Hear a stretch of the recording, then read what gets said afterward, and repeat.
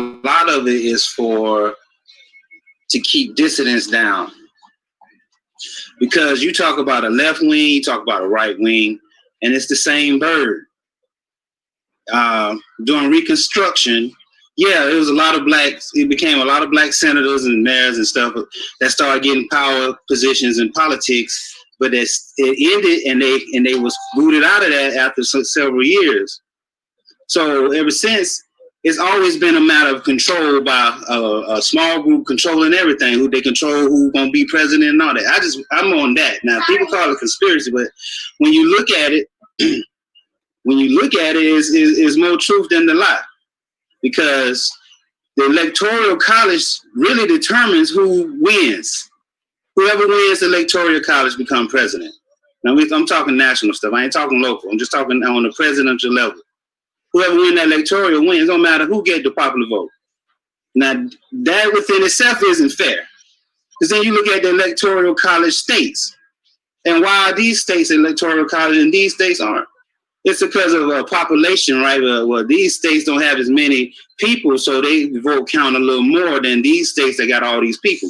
But yet it's still a control issue about who's going to be president. And yet, whenever we have a president, how much does it affect your pocket or your health or your environment or your work? In 4 to 8 years, whatever president there, how much does it truly affect you on an individual level?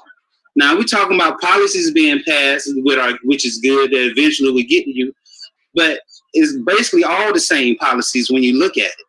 It's just one perspective than another. I could break down Trump and Biden, but I'm not even gonna do that right now. I just feel that way. But I used to feel like, yeah, I'm gonna vote, and I'm gonna see what the candidate is about, not what the media tell me to do. Look into what the candidate is about. Now, I'm not for Trump, because Trump done ruined that. I ain't never voted for him anyway, but he ruined it with his mouth and stuff he say. And the same thing with any other politician. They say no politician perfect, but you need to listen to what they say before you give your vote. And how is it really going to affect you? And us as a black community, how has it affected us? With the civil rights, we made a lot of changes and goods and through the 70s and some policies, but I've seen a lot of policies that's designed just to destroy us from being united. And through politics. So when it comes to that, I feel like us as a people, we need to vote for our own politicians, whether they legalize politicians or not, and they need to be our leaders. That's how I feel about it. Until we go, I understand what you say. If you're going to be here, participate. Yeah, participate, try to pick the lesser evil, but look at what the outcome be. That's all. That's just how I feel about it. We ain't got to the good part yet. Rashad, come ahead. Come on. I mean, knowing that our voting rights ends in 2032, you only gave us 12 years to vote anyway. You know, they extended the rights, you know what I'm saying? I think the whole goal for voting is to one day have an opportunity to win. And I think we first thought, you know, by having a good black mayor was awesome, and that was amazing, and we thought that was good. Then having a senator and a councilman, but I think black people dreamed of the day that we could have a black president. You know what I'm saying? I think that was the ultimate goal, because I think having a black president was supposed to set the standard of what voting was for. Like, once we get to that point and have a black president, now we can get the job done.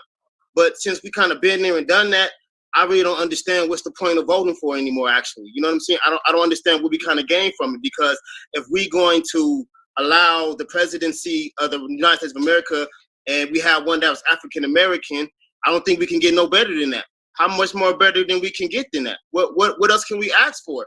So I think we need to allow us to go into our own sovereign cities like they gave immigrants. They gave them their sovereign cities. We need to go into the SOAD, into the whole state of the diaspora, and we can do our own course and have our own elections within our own parties, within our own nation. Because I just don't think this nation is going to be good for our people. If they gave the nation that we built away the immigrants and gave them whole sovereign cities, and when we had our sovereign cities, they bombed them down. So when we look at the percentage rate of California, I think we're like, what, 7% of the state of California? I mean, where are our votes going to count? When you really look at the percentage that we are in each state, and you sit back and say, if it's 100% votes count, and our percentage in those states, if you really added those up, is really irrelevant to a vote in any nation on a national scale, really. So I don't really see the point in there to even be whining about voting anymore. I think it's time we need to surpass. We didn't come here as immigrants. We were brought here as slaves. So we didn't come here begging for a new life or asking for a new life. We came and provided that life for somebody else. We can do the same for ourselves. I digress. Okay. Reverend Shaw.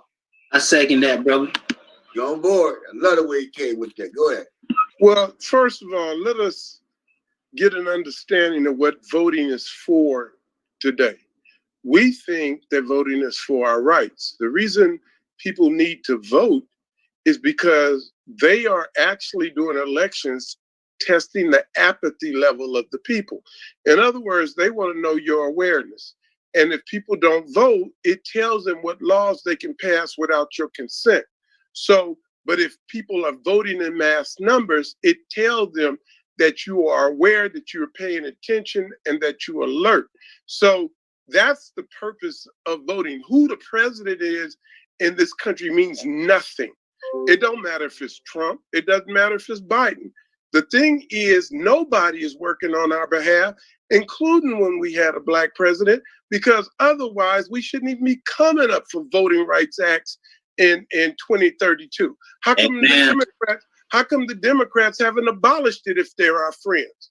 You know, and so the thing is that we have to be very careful on how people teach us to think, because then we'll find ourselves, you know, hooking into one group of people because they pretend to be our friend and we loving them, while the other group is telling us straight to our face how they feel about us.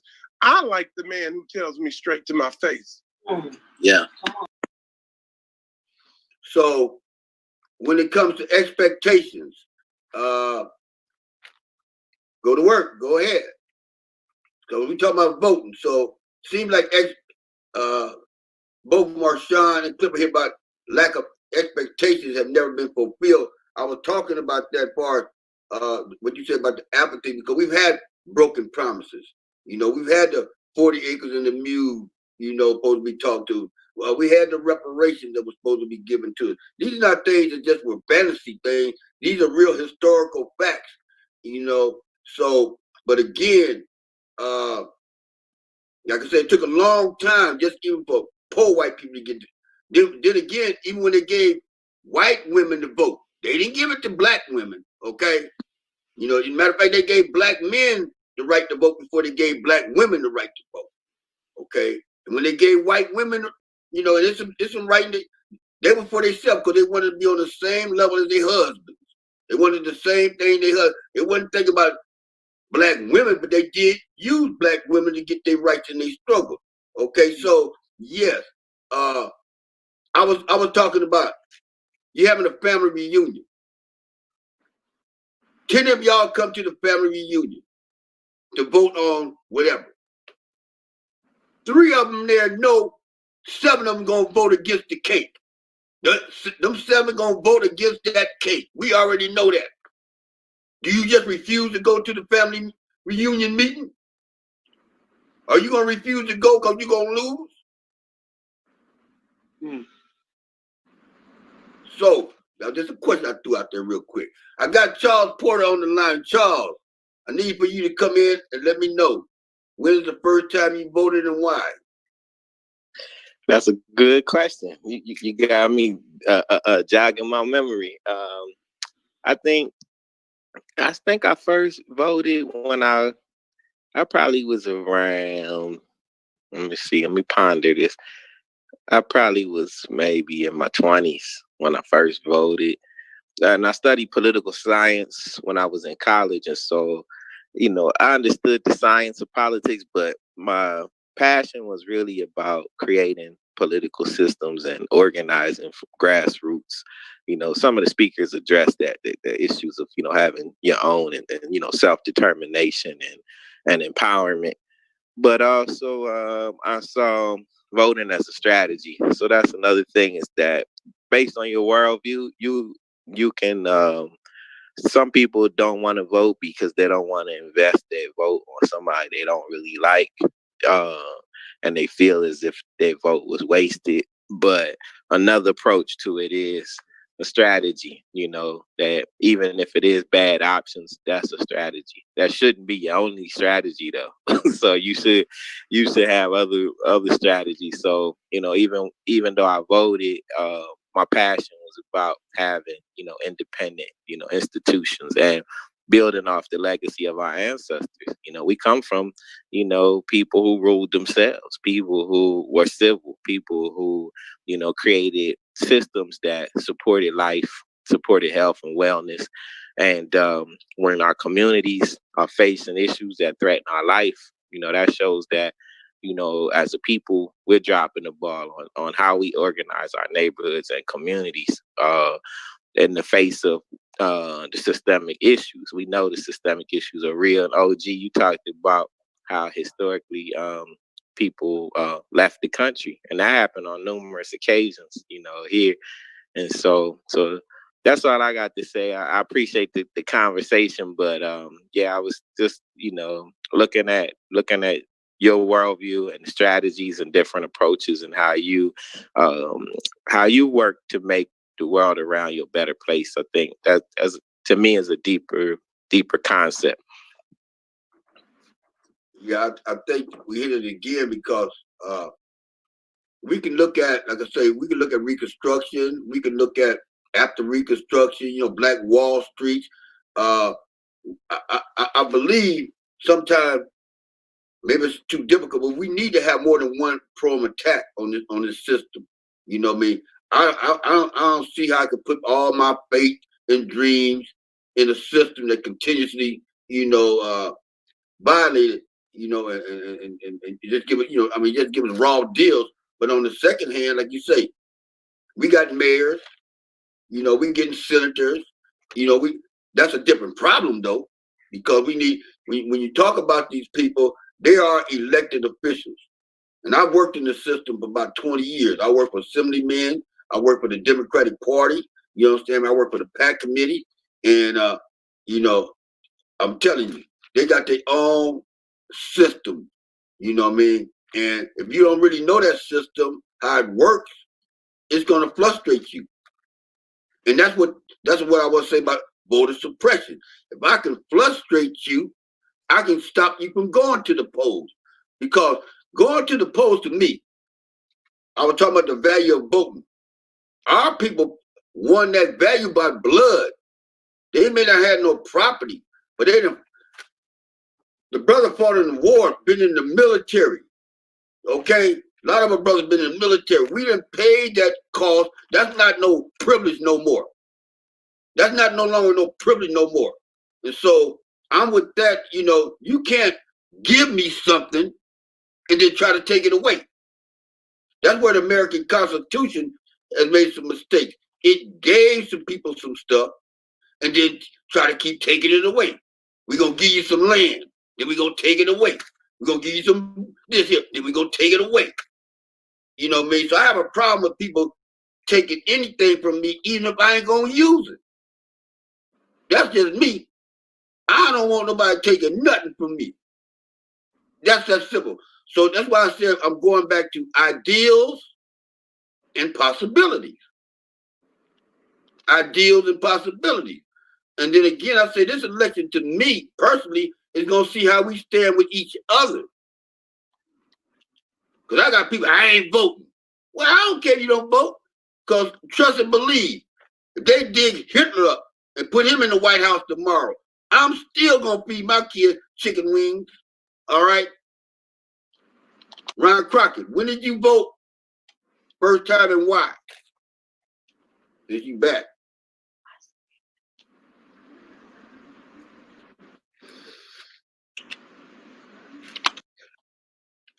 Well, he ain't on there. So let me see where we at right now on my time. All right, so I'm back to the real good question. Smitty, are you gonna vote and why? If you why not or why, it don't make me know. We're gonna get to the real question. We moving time. Yeah, I'm a vote, but I'm a vote because I guess I'm getting along with the get along gang, really. But now, actually, I'm voting, man, and because I feel like, you know, like the brother said, it is a strategy, and like Reverend Shaw said, you need to see what policies, because sometimes I can recall voting and there was something on the ticket that what they was not even advertising or anything, and it was a very important bill for me. It was a marijuana law that was trying to get passed down here, and no one mentioned it at all. And they didn't mention it on purpose because they didn't want it passed. So, and on those aspects, yeah, it could be good to vote for you. However, this system is not designed for us. It's not designed for our participation. And it's only designed, our vote is only designed to swing it to whoever, Republican or Democrat. On the nation, we 42 million. It's 308 million Caucasians in America. There's 42 million black people. So you just do the math. And if we was brought over here as slaves and the ones that was over here were killed or put on reservations of black people that was over here already. So they came over here killing us, and then they kidnapped the Hebrews, brought us over here to build New Jerusalem, but don't want us to participate in it. So yeah, I'm gonna participate because I don't want Trump in or I don't want Biden in. Whichever way I decide to go, I'm gonna participate to help swing the vote that way. And then on the local ticket, hope it'll be something that can help me. That's why I'm gonna vote. But in actuality, I think we need to vote together to get on up out of here. I digress. I agree with everything you said. You know what I mean? And again, I don't have no expectations. See, that's what it's like a game to me. You know, it really is like a game to me. You know what I'm saying? Because I recognize the fact that, like I said, it was black people here working long before the colonies was here, trying to get their goal. You know what I mean? And matter of fact, try to stay away from government as much as possible. You know what I mean? Because government is about money. It's about money. So I don't like paying no taxes. I tell my wife all the time, when I pay the rent, I pay it under duress. I don't pay no bills all happy, like my mama used to do. Pay the man, pay the man. I don't pay no bills happy. You know what I mean? At all. I pay it under protest, which means that if I don't pay my light bill, they're going to cut it off. If I don't pay the rent, the sheriff's going to come in and put my stuff on the front line. That's the only reason I pay my rent. I don't pay it because I'm all happy. I'm part of the system, all happy and everything. But I want to get to another thing, too. I'm going to go back to Beverly. I don't want to put nobody on the spot. Are y'all going to vote? And if so, why? Yes, we're voting. And the reason why is several reasons. First of all, our ancestors built this place. There would not be a United States if it wasn't for our ancestors. The fight, the blood, the sweat, and the tears that they put and that they sowed into this land, into this soil. We have an obligation to continue that legacy and to continue to fight for a better legacy. See, we're not packing up. We're not moving. All right. We're not going to Africa. We're not going to Canada. We're here, and we have to make it better for us. Okay. Now, in the voting, yes, it's rigged. We know that. However, all votes start local. You want to make change. You want to affect policies that are going to affect your day-to-day local politics, not national, local politics. Get involved, stay involved. Don't just vote every 2, 4, every 6 years or whatever. And when you do vote, whoever you vote for, you hold them accountable. You go, you show up at meetings. You walk, you pick it, you do whatever you need to do, but you have to be heard consistently. We can't just every 2, 4, 6 years, or when there's someone black on the ballot, or when there's somebody we like or somebody we dislike. We have to be consistent. The brother said that if we're not heard, the reason why our school systems are so bad in black neighborhoods is because we don't go to school board meetings. Okay, we want it better for our children. We have to show up. We have to let them know that we care about our own. Because if we don't care, they damn sure ain't gonna care. Okay, I'm done. Sorry. I'm gonna add to it all for you, sir. Well, I'm gonna add to that if you don't mind. Briefly, I heard some reason for not voting and some middle of the road stuff. And I said in the beginning, we all should be voting and going and voting our interests.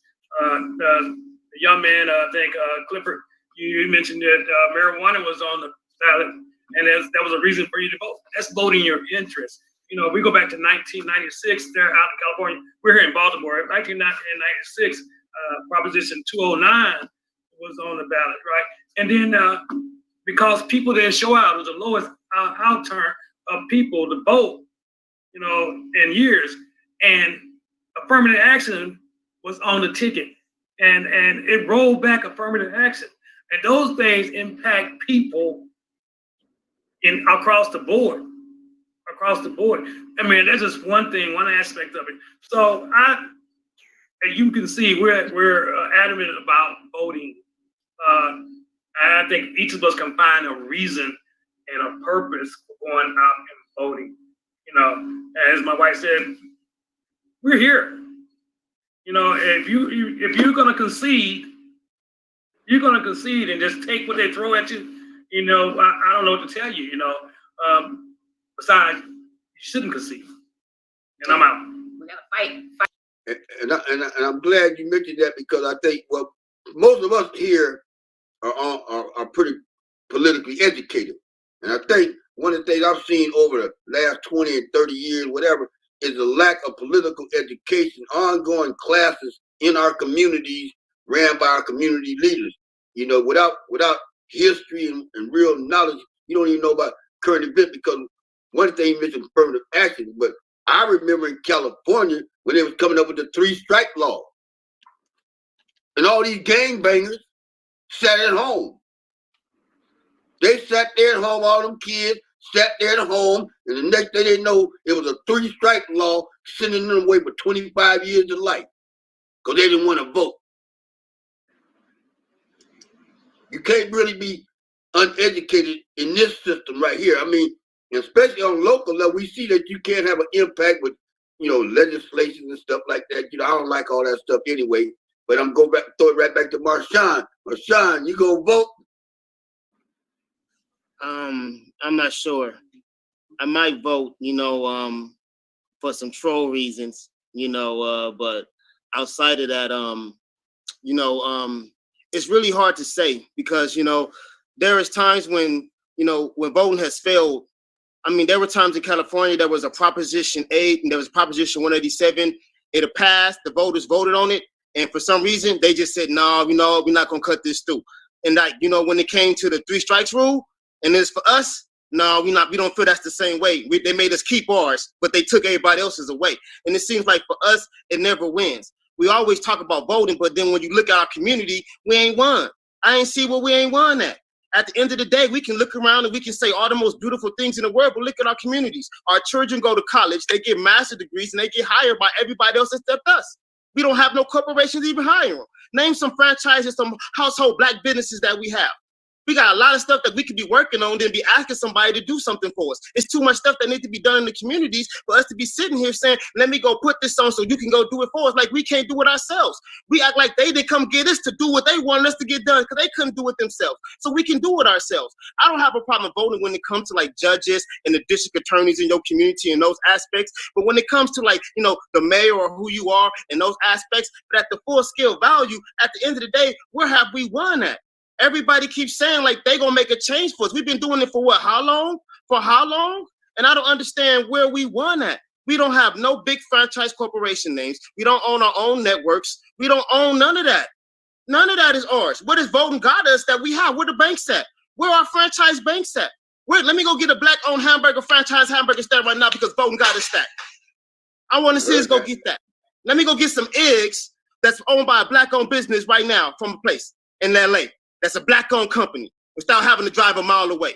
Voting ain't even got that for us in all these years. I'm just saying it's nothing personal, but at some point in time, we got to take advantage of ourselves, and they need to start voting on us because that's who they came and got to build their country. We're not immigrants here. We don't have to ask for them to do the job for us because they didn't bring us here as immigrants. We came here as slaves. So they don't have no rights to us to keep telling us what we can and what we can't do. I don't understand that part. I just don't understand that part. Why we can't do it ourselves? That just baffles me. But I digress. I keep saying we have done it ourselves. You mentioned that once before. We can talk about a lot of settlements. We can talk about a lot of stuff that end up getting destroyed. Las Vegas. Problem. What we gonna do about that? You know? I don't want to cut you off, OG, but like Las Vegas, they forget about the Moulin Rouge. The Moulin Rouge was in Las Vegas. They stopped it. If they had never stopped that, there would be a lot more black-owned casinos in Vegas now, but they seen what our capability was, like they seen in Tulsa, Oklahoma, and they bombed it. Why we keep acting like we had an economic system that they didn't destroy? Everything we talk about, we had it. They seen it. They bombed it. They said no. They did it to everything. Tulsa, Oklahoma, they did it to the Moulin Rouge. They stopped every big hustle we had to take advantage of economic growth for our people. They stopped it. We acting like voting. I can say one thing in defense of that. I'm glad we got the black militias going on around the country now. So maybe if we had a black militia then, they wouldn't have burned it down. You know what I mean? So I think sometimes we don't need to run from a problem. We just need to solve that problem. You know what I mean? Go to work. You gonna vote? Yes, I'm gonna vote because it was people that worked for us to get to vote. And you know, I'm all about the work and people's efforts not going in vain. And it's an opportunity for us in this interim, unless we get that change turned around. And definitely, I'm with Marshawn because even with the fact that 2032 is approaching, do we have anything in place? Is anyone working on what do we do after that happens? Do we look at the glass half full or half empty? What is the mindset? And like you said, are we working together? Are we going to stand together after this? Is this what we're trying to accomplish? Absolutely. At the same time, we do have people that are so talented, so skillful, have so many different strategies. But what it is, I think we just need different leaders because there's some people that are I think they were exhausted, but they have the plans, they have it written down, but they're not executing those plans. And I think it's like Marshawn saying, it's pretty much, I think it's just that we just need new soldiers in the front. And everybody's been trying to give respect to the people that's been there, that have the paperwork, it's in their print, in their computer, in their garage or what have you. And we give them the respect because we're so big on respect. And at the same time, we still need to learn and speak up and talk to them at the jugular and help to rectify the situation. And then just like we talk about, you know, I'm guilty of it too. I do a podcast once a week. How many podcasts that's filled with so much meat that we need in a year? We are doing it 4 times a month. So just like the young lady was saying, you know, we vote 2 years or 4 years or 6 years. And then what happens in between all that time? So it's a matter of, more consistency and like and so many people, but Ice Cube is sharing the sense of urgency and he's working on the plan too. And we have other people that have plans, but just like you talk about the ideals and possibilities, we need to take advantage of them. And then we need to strategize, like he said. And I'm not sure who those people are per se, because I'm at the point where I'm just telling you, no, I don't want to do that. No, I don't want to do this because your track record has been showing me that you don't do the work. You're not consistent. So it's not that I don't want to show you respect and say yes and help you and try to formulate the situation. It's just automatic. Zero tolerance for me is just no. So yes, I'm going to vote for people. I respect people's work ethic and it's the opportunity, but at the same time, yes, I'm building a company. I've been sharing with people what they could do and so forth, but I've been doing a lot myself. That's why I sit here with 101 books, and that's why I sit with a production company myself, my own record company and so forth. So I've been doing the work. So I'm just saying I'm done with talking and trying to support the people that don't have any products or anything, and they keep talking to me and everybody else that we know around us in the small circle, which it is at least here in the state of California, and they don't have any work, any product, but a piece of paper and an idea. So yeah, we definitely need it more concrete. And I'm not digressing, but I like the way you guys say that. But my thing is, I can go on and on and on. That's why they call me the go to work lady. Absolutely. That's all right. That's all right. I want you to get it out because what I'm hearing is, and what I see that's going to happen, at least on my part, like you said, we got to hold people accountable, but at the same time, we got to do for self. You know what I mean? Because we gonna participate in an election don't mean in 4 years that go by we haven't done nothing for ourselves. That one don't make no sense. That's what I mean. That's what doesn't make any sense. So holding people accountable means putting constant pressure on them. I mean, really putting constant pressure. I'm so glad to see people out there protesting in front of the postmaster house. You know what I mean? Come on. You know, because again, what we've been having with some football, baseball, and all that stuff on, hockey, all that stuff on. That's why they're pushing to get all that stuff back on, because those are the distractions that they need to stop people from protesting, from doing something more positive. So yeah, I'm glad to see them out there. I hope they keep protesting through the whole election. Go to work. Yes, and just like I heard just today, I saw on Bobby Buck's Instagram, it was sharing about the Lyft and the Uber. They want to have those independent contractors become self-employed at the same time. They knew that was going to upset people. And at the same time, if they do that, then the people that want to vote or was thinking already about being they want to vote, then that would impede them to go to the voting places, especially if they're under the weather or, they don't walk and so forth or whatever, and they need those Uber and Lyft rides. If we don't have people coming together, shall we say, like you say, standing together and giving them a ride to the voting polls and so forth. So it's definitely by design. We'll do the 15 minutes because we're going to wrap it up, but I'm going to get back to Reverend Shaw because I ain't asked him about that yet, but because I really want to talk about what you just said and voter suppression and what Clipper said, because two things. The Electoral College is voter suppression. We all know, we can go back and look at all the statistics. We already know Trump did not win by no popular vote. And you got 500 invisible people. We don't even know what they look like, where they stand. We don't even know if they exist. Okay, on the real. And the whole Electoral College, if you go back, and I'm going to let y'all do the fact checking, it is racist anyway. So, what Michelle say, but we'd have been, those of us that have been hanging in the streets always went up against odds anyway, you know what I'm saying? That ain't nothing new, you know what I'm saying, me? So I'm saying that's voter suppression right there. Because, and again, about the voting act expiring.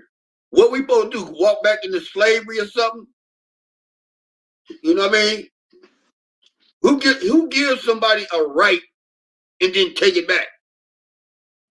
So when we got Kamala Harris up there, Maxine Waters up there, I don't care who, they sitting up there, they better start, we need to hold them accountable on the real. Because they sitting around there collecting them paychecks every week on the real. I even love Obama, but Obama collecting a paycheck. And he didn't say nothing about no reparation. And that was our black president. So I don't really care about the president as long as they fair. I wouldn't care what color they are. They could be green as long as they fair. And I don't think what Obama did was fair. Reverend Shaw, you gonna vote? I know you got something to say. Well, I'm a vote. I always vote. I've never missed voting. And the only reason why I do it is because at one time they would not let us vote. So because of that, I rebel against a system that is systemically racist against me in all forms, be that mental health, be that the educational system, be that the voting system. The problem with our community is that they have made education so hard on us that we listen to what they tell us. It doesn't matter. They come in the Bible tells us, beware of those who come in sheep clothing, for inwardly they are raving wolves. You will know them by their fruit. So what do? They come to us and say, we're going to make life better, and they hurt us in the name of health. They do it over and over. The mental health field is filled with that. Law enforcement is filled with that. Education is filled with that. And then what they do to us now is they control us emotionally, and they say, nigga, nigga, Ku Klux Klan, and we all run to the same side of the room, and we don't give it no thought. When Trump came in, I don't care if you like him or not, he was the president of the United States. But when you looked at the breakdown, 30% of all the Mexicans voted for him. When you look at it, something like 40% of the Asians voted for him. When you came to the Black community, we only had 10% or less that voted for him. We over here at a time, and this is why I'm talking about our mind, the hell with if you vote, if you don't vote. It's the mindset. So we over here, they get a Republican Supreme Court, a Republican Congress, a Republican Senate, a Republican president, and we over here on the other side. And everybody else is contributing and cutting their deals while we sitting over here on the other side of the fence, holding the viewpoint about racism. Who gives a damn if they like us or not?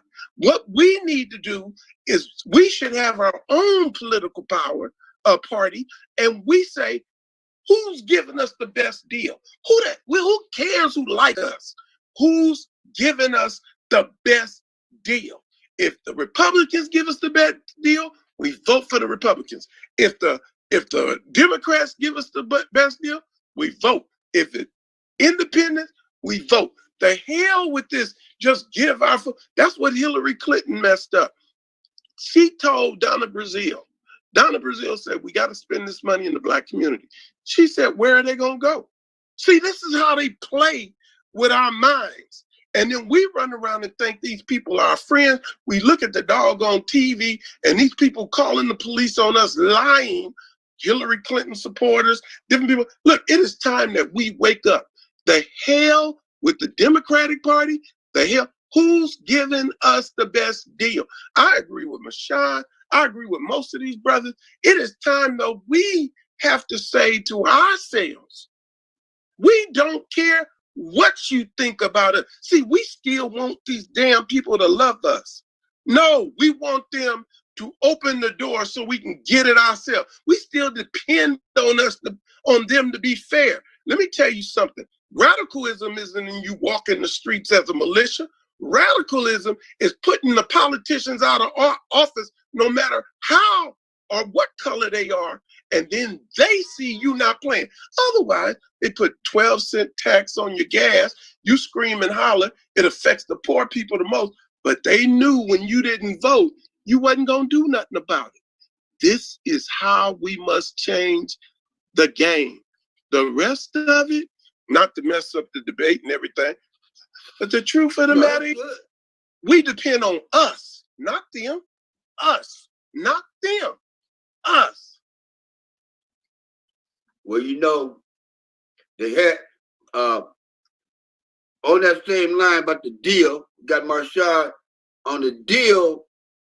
My wife is a Democrat, you know, for whatever reason. I'm in the Republican Party. We be saying we go there and see who got what they got. You know, and then we come home, whoever we ain't gonna never lose. Whoever went over there, we win. Whoever went over there, we win. I'm over there spying on the Republicans, what they talking about, you know what I'm saying? She over there spying on the Democrats. We've been doing that for decades. That's how we do it. We ain't loyal to none of them. I ain't loyal to none of them. I'm loyal to my people. Rashad, go ahead. Yeah, I mean, you know, you can't expect nobody to be loyal to us. You know, you got to remember, they wasn't loyal to their own woman. She had to beg them for voting rights. She had to beg them to even go to work. That's his wife. That's his mother. That's his sister. He wouldn't even give it to her. How he gonna give it to us? He won't even put her in the White House. You know how many times he didn't bypass her to put somebody else into the White House that looked like us? And she's out here being, what do they call her, Karen now, doing all this and hate us so much, trying to please him. And this whole time, he had our woman working when she couldn't even work, and she was in the house cooking. And now, you know, most black women today ain't gonna let no woman come out and cook and breastfeed and raise their kids. And they was doing that 400 years ago. So he has always made her feel that type of way. And if he did that to his own mother, his own daughter, his own sister, and right now she's still fighting for equal rights, how he gonna ever give us half of that if he'll do it to his own mother? Come on, what are we waiting for? Got you on that. We heard on that one.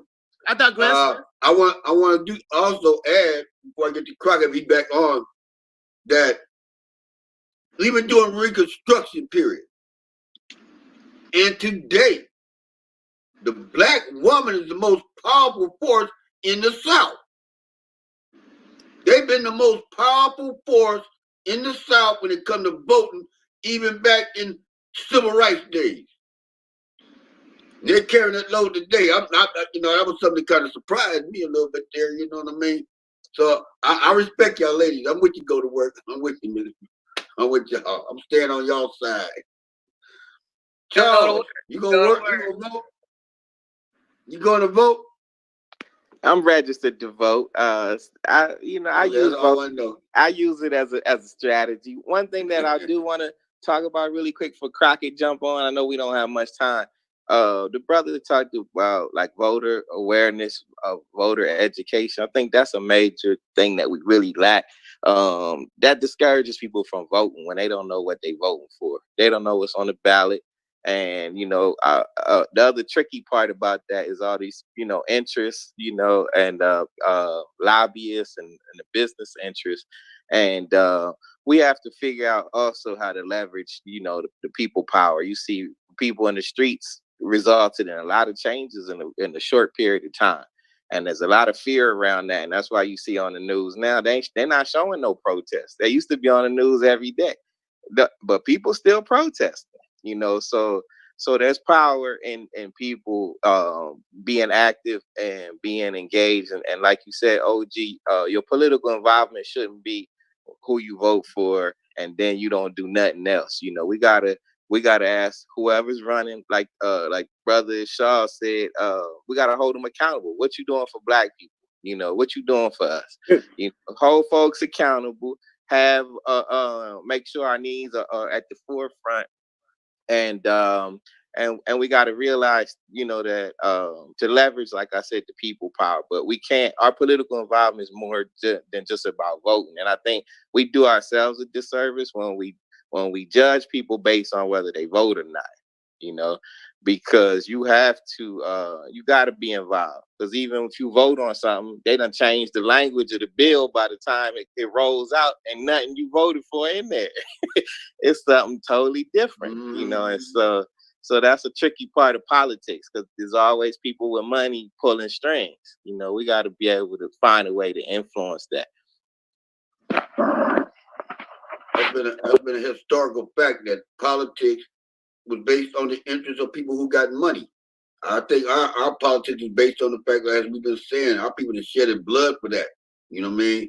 I had the opportunity for many years, like I say, to work for assemblymen, councilmen, you know what I mean? And I had a chance to watch them.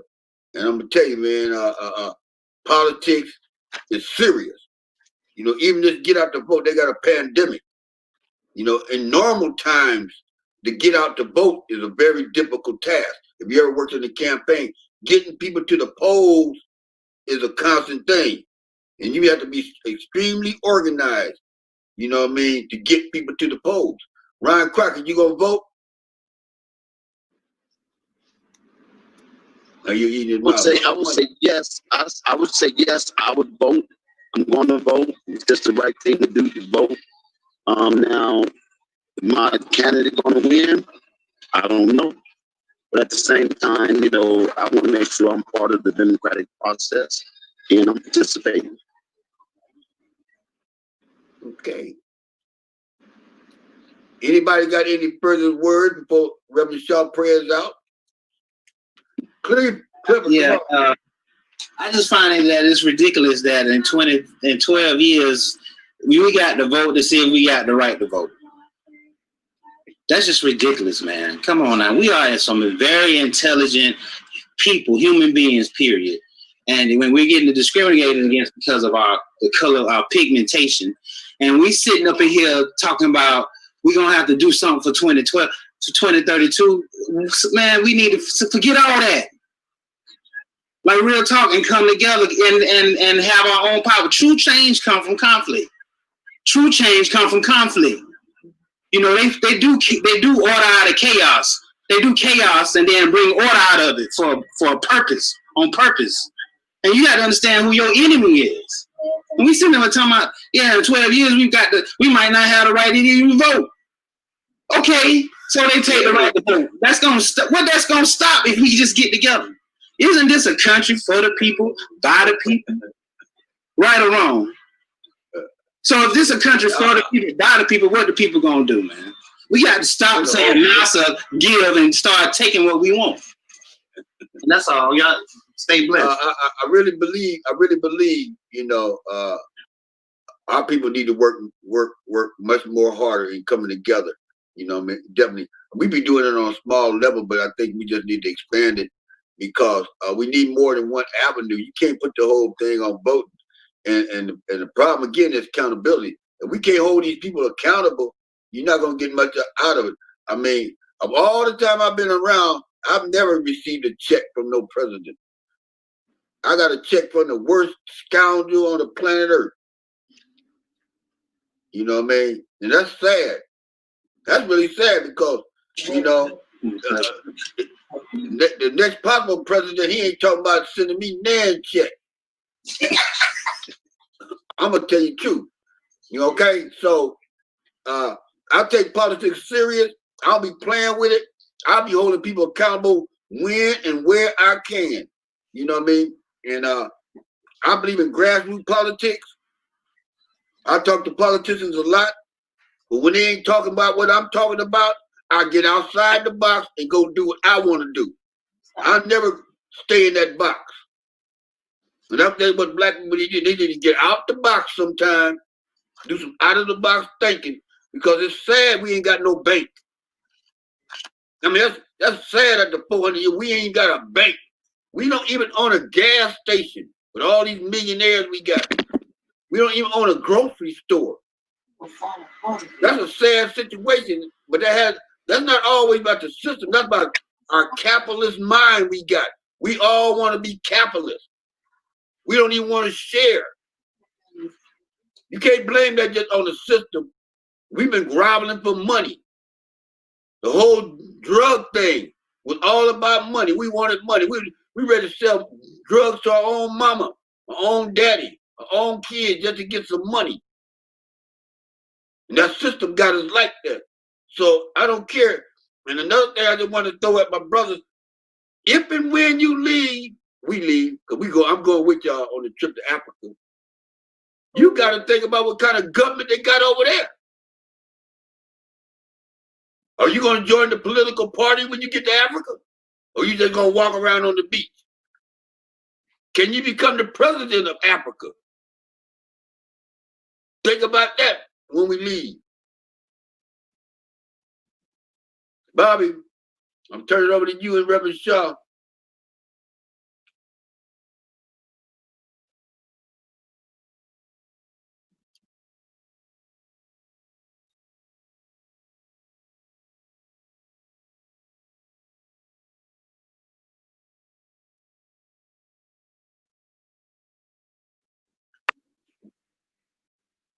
Hey, because just thank you for the opportunity for allowing us to participate.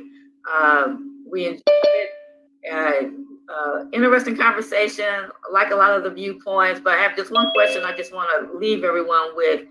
There was a lot of talk about action, but and about change and us standing and doing our own thing.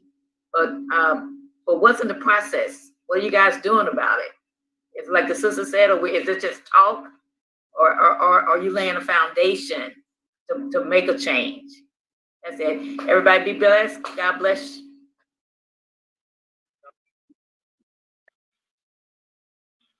Go to work. God bless you too.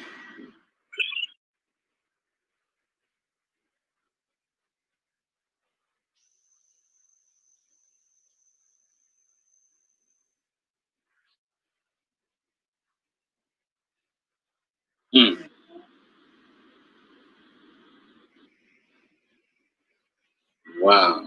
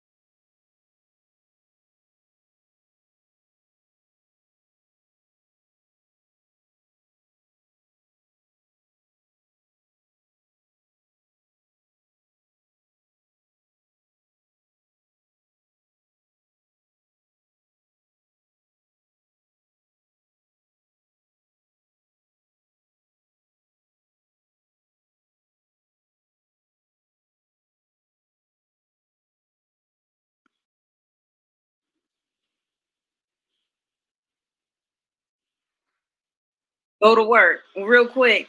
Only because he said that she posed the question. Yes, I have been working on what you would call something like a Sojourner Truth, Harriet Tubman mixture of a nucleus as well. So Bobby Buck and I are working on that.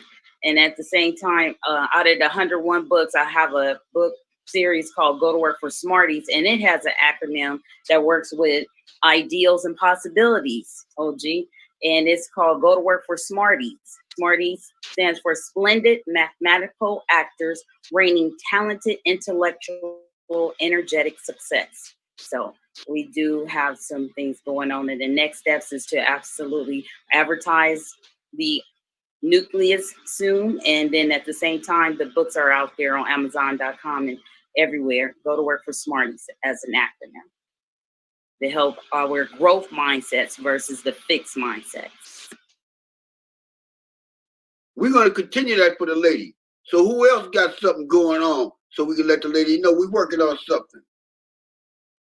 Reverend Shaw, you want one more. I got a Black Run Club going on here in Augusta, and a Black Gun Club going on. And the Black Gun Club is to get our brothers and sisters registered, legally trained, and licensed to carry. So if they ever have any issues, they at least be protected under the laws of Georgia. Because in Georgia, the laws for guns are not as strict as other places. So everyone really can have a gun. It's just being legalized. The purpose of Black Run Club is to get us in shape. So in case of anything, just for mind, body, and soul, the Most High say you need to be in shape, your mind, body, and soul. It's a lot of Black people out of shape, and not only mentally, but physically. We need to get back into that no matter your age. So we start a Black Run Club every morning at 6 a.m. We do the Black Gun Club. I have a certified person training that, and I'm looking for, and I know there's Black book clubs, and we encourage everyone to join that as well. And be careful of what you read, because everything you read ain't on point. Some stuff is deliberately designed in books to mess your mind up. So we have to have a spiritual insight on a lot of things. So that's what we got. Go to work. That's why I put some lines in there so you can put your own rhymes and you can put your own ideals in them. Absolutely, because everybody wants to say what they want to say and comment. So I put some lines in mine. Go to work. Absolutely. Rashawn, Reverend Shaw. You're on mute, Reverend Shaw. My brother who just spoke, you need to get in contact with me. Most of the people on here now are part of our international task force dealing with racism and modern day eugenics. And so you need to get in contact with me so I can put you on that task force. And I'm at fshawjr@yahoo.com. My phone number is 310-714-5093.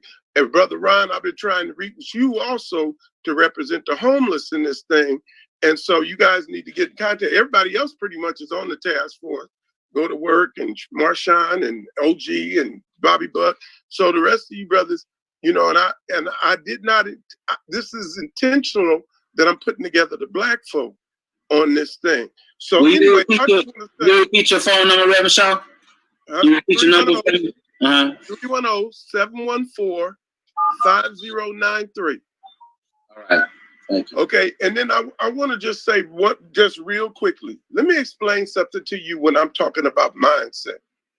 And I'll talk to you brothers about it because I know the trap that's behind the marijuana and why they passed the law and why they're trying to make it the main thing. This is not the same marijuana that we had back in the 60s, 70s, and 80s. This is a new creation, and it does a different thing over time. So I just want you to know, when you get that medical marijuana, the reason they call it medical, because they done something to it. So I just want you to know that, and I'm not into nobody's business on what they smoke or drink or whatever. I just want you guys to know there's a trap in that marijuana. The last thing I want to say, let me show you how they make us think. We all getting ready, we talking about them not giving us our voting right. How come people who come from other countries who become citizens, how come they don't have to go through a voting right? How come the Chinese who are citizens don't have to do it? How come the Mexicans that are citizens don't have to do it? Why are we the only people that have to do it? This is why we have to start thinking differently. When they told our wives and women, oh, it's your body, we didn't know that that was a eugenicist who had actually plotted and planned to destroy Black America. We didn't know that.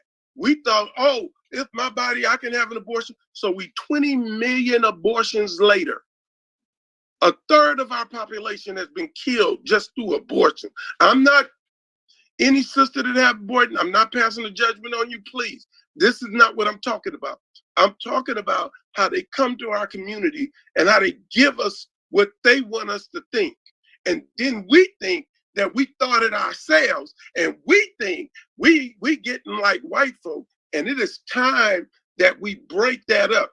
That's what I do. I look for the traps that they lay for us. With that, Heavenly Father, we come to you at this time, asking for you. Hold on. Don't go first. Oh, I thought you wanted me to pray us out. I do. Before you pray, I just want to double back on what you just said, because it's very important about this voting where we are right now. We are like 41 million people. I think it was like 12 million votes last time. In the 70s, we were told to stop having kids, get a good education, go to college. Now, how are you going to vote if you quit having kids? The Hispanics have doubled 6 times their population. 6 times. There was a time in America we were the largest minority. We're not the largest no more. And like Marshawn said, they may not even need our vote no more. We did that to ourselves with Black leadership. Go get your education. Don't have no kids. Have 1 kid. Okay. But at the same time, we was going to the nightclubs. We was playing the lotto. We was doing all that, playing the numbers. So it wasn't like we didn't have no money. And I know I grew up on rice and beans. So all this stuff about we gonna die. So we did that to ourselves. Today, in order to win, we need allies to win when we go to the polls. We're not the majority no more. We need allies. So if you're gonna vote, we do need allies. Just like if you really pay close attention to the last election, that large 68 million that voted for Trump, they was all white people. That other percentage that voted for Hillary, that was Black folks, Mexicans, Asians, and white folks. Which to me convinces me that the majority of white folks in America is racist. Praise out. Amen. Well, OG, just know this. Most of you probably didn't know what you were listening to when she said it, but Hillary Clinton said that she was going to give amnesty to 30 million of Mexicans. We did not know that was geared to take us out. Marshawn was talking about if 30 million of Mexicans would have got amnesty, they would not have needed the Black vote anymore. And they do that in plain sight in front of us, and we so part of the game that we don't even see it.